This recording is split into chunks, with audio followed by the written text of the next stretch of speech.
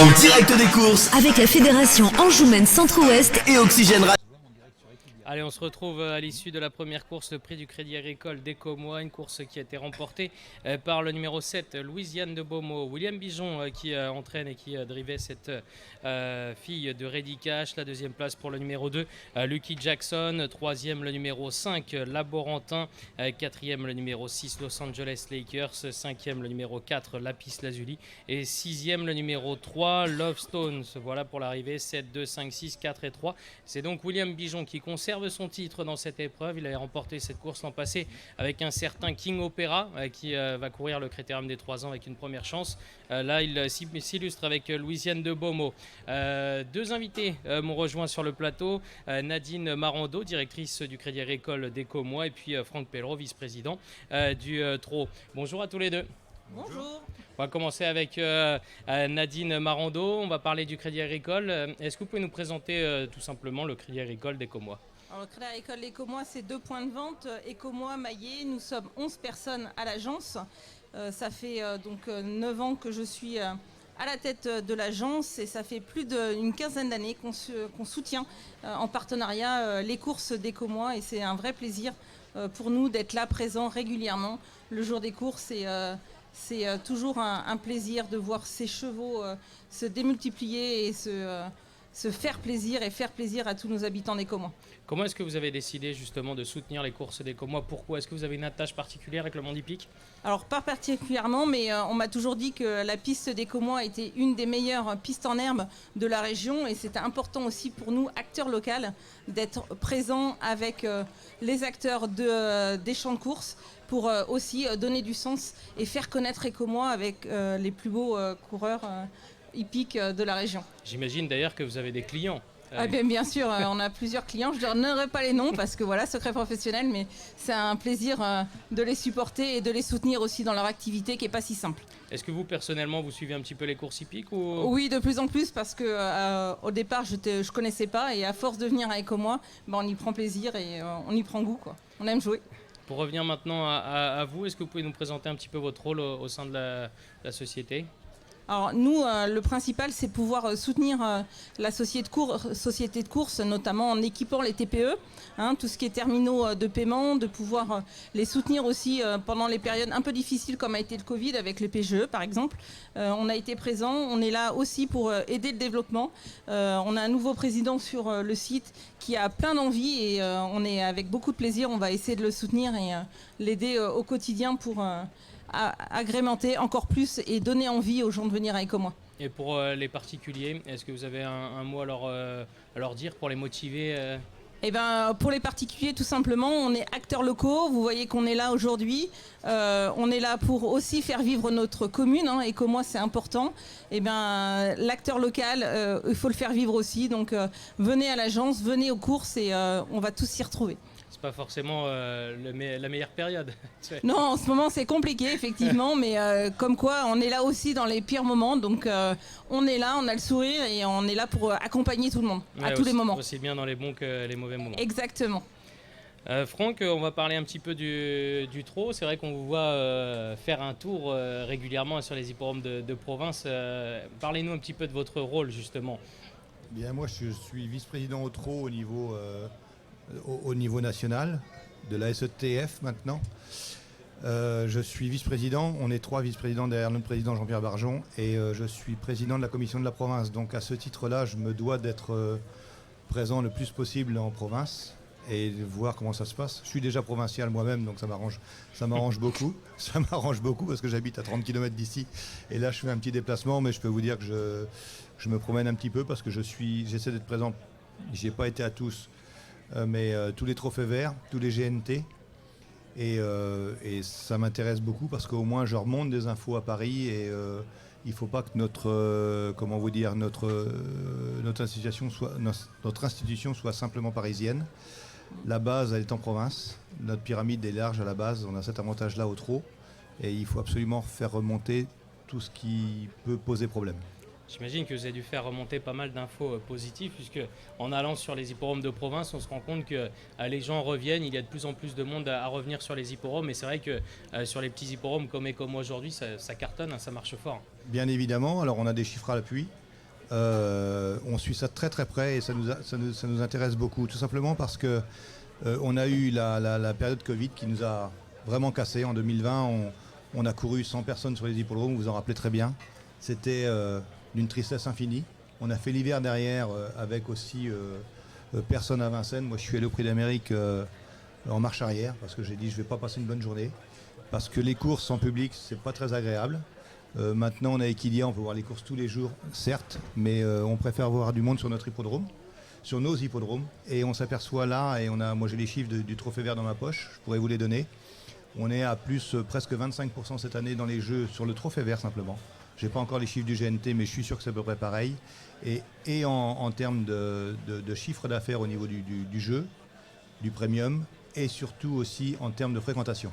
Et ça, c'est très, très, très important. On est arrivé au-dessus de 2019, si vous voulez, par rapport avec cette année Covid qui nous avait vraiment arrêtés.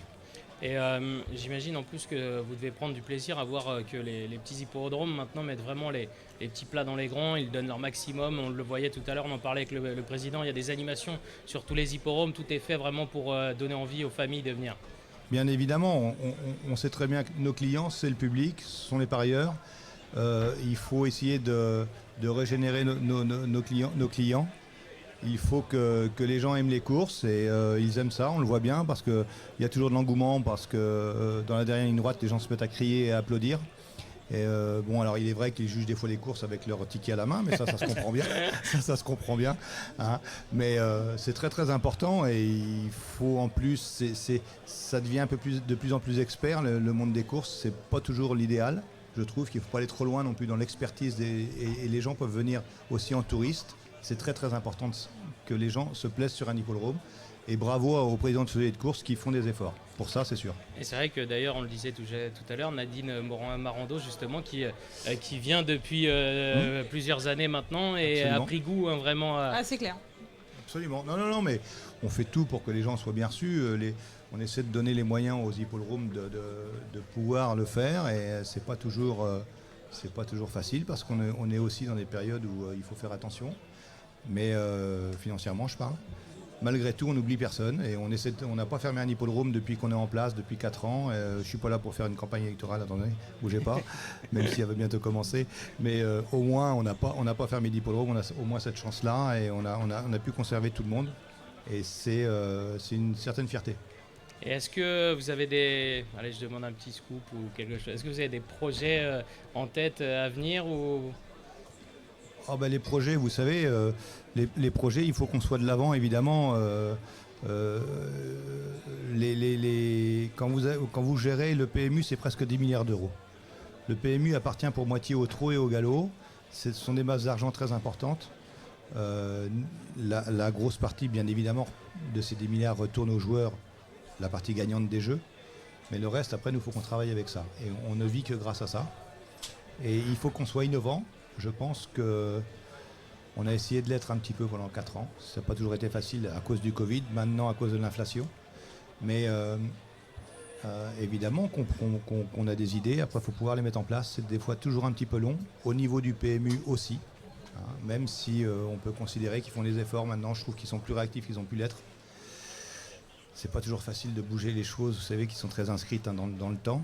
Et bon, bah, écoutez... il n'y a pas de raison qu'on n'avance pas. Après, des idées, on n'a rien de révolutionnaire.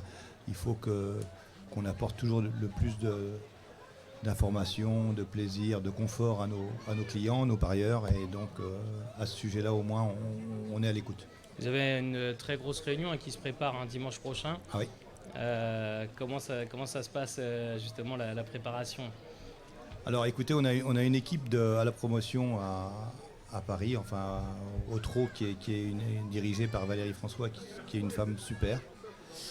Alors on invite à cette occasion-là, l'an dernier on avait invité les bénévoles des hippodromes de province, cette année on a invité les propriétaires et les éleveurs. On a environ 1400 personnes qui vont être présents. L'organisation de tout ça c'est évidemment énormément de travail, en plus on les invite la veille à venir faire un tour dans le bâtiment qu'on a acheté, on va être tous sous le même toit, le PMU, le France Gallo et le trot. Le bâtiment qui s'appelle Thémis pour essayer de leur présenter tout ça parce que notre histoire en fait c'est que du bénévolat, ce sont des sociétaires qui sont membres d'une association Et à ce titre, on se doit de les informer du mieux qu'on peut.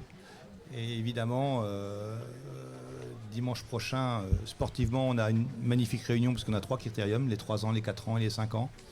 Et on profite de ça pour essayer d'accueillir au mieux possible nos sociétaires.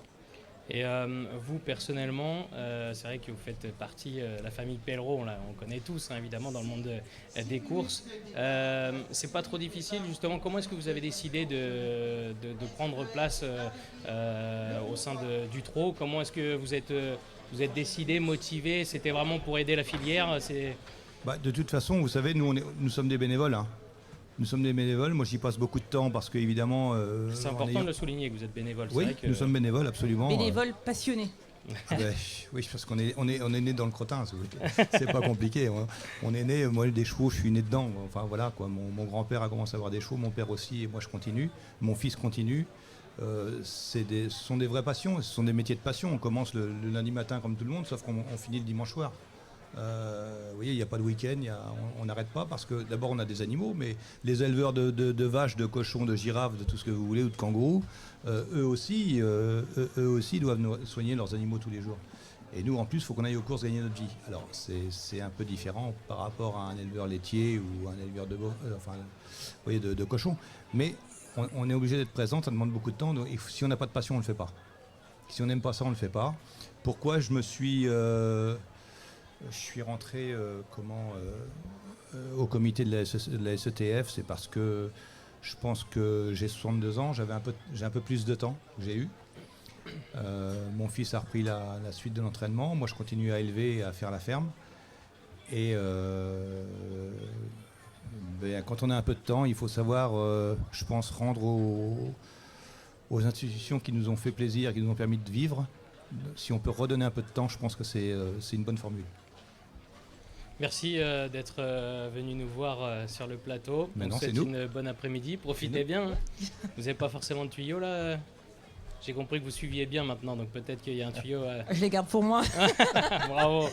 Elle veut pas faire baisser la cote. Ouais. Exactement.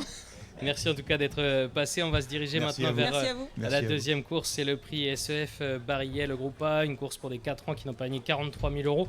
Recul de 25 mètres à 22 000 €. Une course qui s'annonce vraiment ouverte avec Jet Nonantais qui fait figure de favori, déféré des 4 pieds aujourd'hui. Attention à lui. Attention, pourquoi pas dans cette course également. J'adore de la Moire, hein, s'il reste sage, c'est l'une des bonnes chances de cette épreuve. Joplin des Croix également, s'il reste sage, attention. Il vient de gagner par 2 fois. Il n'a qu'à répéter ses 2 dernières sorties pour jouer la gagne. C'est vraiment l'une des bonnes chances de cette épreuve. Jugor est un cheval assez régulier dans l'ensemble, tout comme Joyeuse du Haut-Fille qui fait partie des chances. Voilà pour les chevaux en vue. Également, parmi les chevaux des 25 mètres, on retrouve Just Winner Rock qui a également son mot à dire. Et puis, méfiez-vous vraiment de Giosco des Ombres. L'entourage est confiant, c'est Romain Marty qui lui est associé. Attention, Paul Ploquin qui est sur la touche puisqu'il est à pied, il est mis à pied. Mais c'est Romain Marty qui drive le cheval de l'écurie. Et c'est la confiance au sein de l'écurie. Donc méfiez-vous du numéro 15, Giosco des Ombres. Voilà pour les différents favoris de cette course. On se retrouvera juste après.